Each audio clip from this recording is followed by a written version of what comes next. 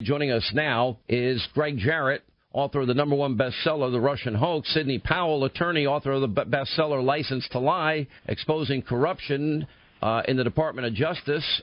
Thank you both for being with us. Our pleasure. Sidney, you look at these, the release of these testimonies last week, and now you look at this interrogatory a little bit more closely, and you begin to see, a guy like Comey signs off on the FISA warrant in October, but tells Trump in January before he's inaugurated that it's salacious and unverified, the opposite of what he said to the FISA court judges back in the day. Yeah, Sean, it's just confirming what we've known all along, and I think we're going to have to go back to Comey giving illegal access to the raw NSA data collection system to 3 private contractors, one of whom I would bet money was Fusion GPS. That's one of the things we need unredacted from Rosemary Collier's decision of about a year ago, where she scolds the FBI. It goes back at least to 2015, if not before, and I would just bet money that Fusion GPS was mining that database for whatever they wanted in terms of political opposition research, and that's part of where the information came that Fusion GPS generated most of what is the Steele dossier and then simply laundered it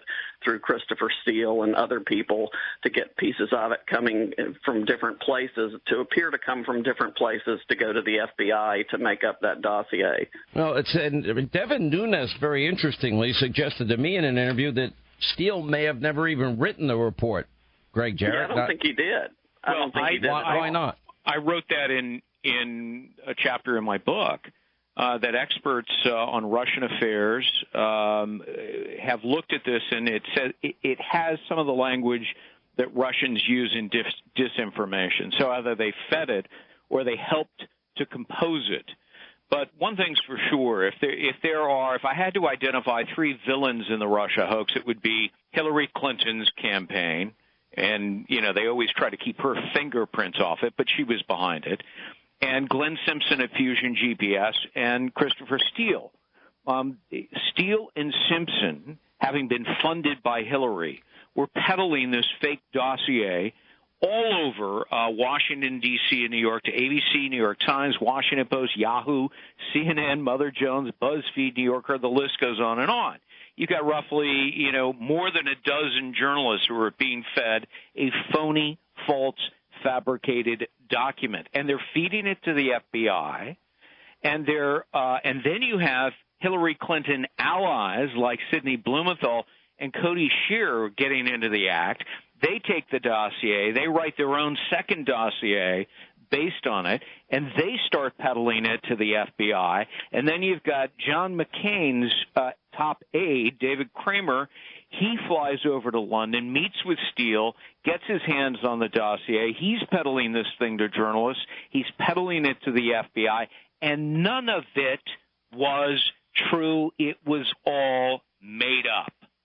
The thing is look at how far this made-up dossier went. Now, Sidney, I know you've been critical of Andrew Weissman, and you know his work behind Enron and the Merrill executives he put away, and losing 9-0 in the Supreme Court, and losing tens of thousands of jobs, and losing an appeal in the Fifth Circuit Court of Appeals. He was up to his eyeballs. How does a guy that's at Hillary Clinton's victory party get appointed by Mueller? How does another woman who represented Clinton on the Clinton Foundation, Jeannie Ray, how does she get appointed? And what would you expect we can anticipate with Mueller's whatever report he comes out with whenever he's going to come out with it? Well, his report's going to be totally tainted. Weissman can make giving your mother a Christmas present sound like a criminal offense, and that's what I'm going to expect the report to read like. He'll cherry-pick pieces of information and put them where he wants in the chronology to make something sound bad that isn't. But I have a question. We do have Russian collusion. Why didn't Mueller show any interest in a phony, bought and paid for Russian dossier of Hillary Clinton that was used to get inside the Trump campaign in an opposition party in an election year by Democrats, and then further used to disseminate false and propaganda and information to the American people before the vote to similarly influence those votes? Because Rod Rosenstein wouldn't let him do it. Mueller is a very important part of the insurance policy. If they didn't have this special counsel investigation going, it would have been all over for them. This was crucial because it's been the tail wagging the dog of the Department of Justice. Mueller's been able to hold up any valid investigation of any of the wrongdoing. He's been able to cover up God only knows what, including deleting all the Peter Strzok text messages on Strzok's special counsel cell phone and Lisa Page's special counsel cell phone. He's been able to stop Huber's investigation. He's been able to stop the IG investigation. Everything had to stop because of Mueller. And Andrew Weissman undoubtedly, along with Rosenstein, had a hand in picking Mueller to be special counsel. All these people have known each other, and they've been flying in the same circles all these years. But what about all these people that tell me, Hannity, you're wrong about Mueller? He's a man of integrity. He used to be a Marine. No.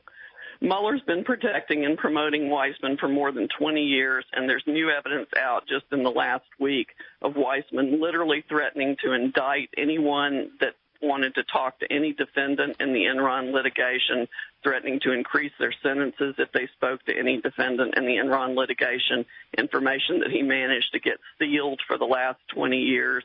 Information of his other wrongdoing in those cases has gone mysteriously missing. So, in other words, one thing after the other. Now, you had found, and you put in your book, information that, in fact, Andrew Weissman withheld exculpatory evidence and was excoriated by a judge. Which case was that?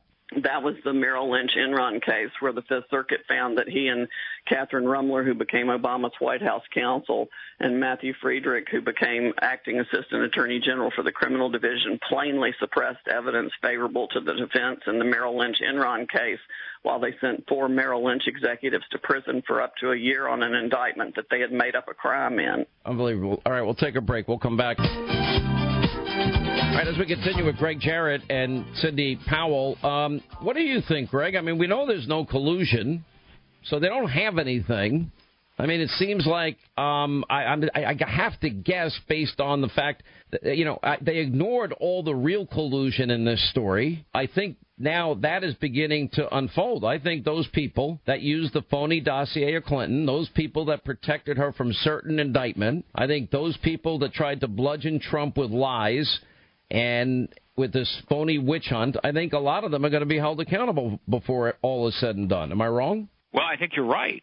And the question is, should there be, as Lindsey Graham argues, a special counsel to investigate the corruption at the FBI and the Department of Justice in both the Clinton case as well as the Trump investigation that was based on nothing but a hoax? Or should it be handled by the new Attorney General, William Barr, appoint a select group of top prosecutors to present evidence in front of a grand jury? But I am confident that if either one of those things happen, that people like Comey and McCabe and Strzok and Page, and the list goes on, will likely be prosecuted for a variety of felonies.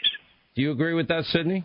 Yes, I do. The only way to restore the rule of law and any sense of integrity and fairness to the system is to hold everyone accountable for the cover-up and the botched investigations and all the atrocities they've committed against the courts and the country writ large. Do you think we're going to hear from those FISA judges? On the rule of law.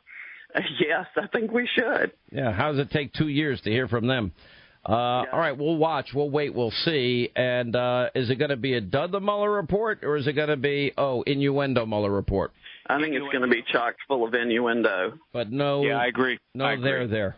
Well, no, there's no there, but they'll engage in elaborate storytelling that will be nothing more than something that should rest on a fiction bookshelf.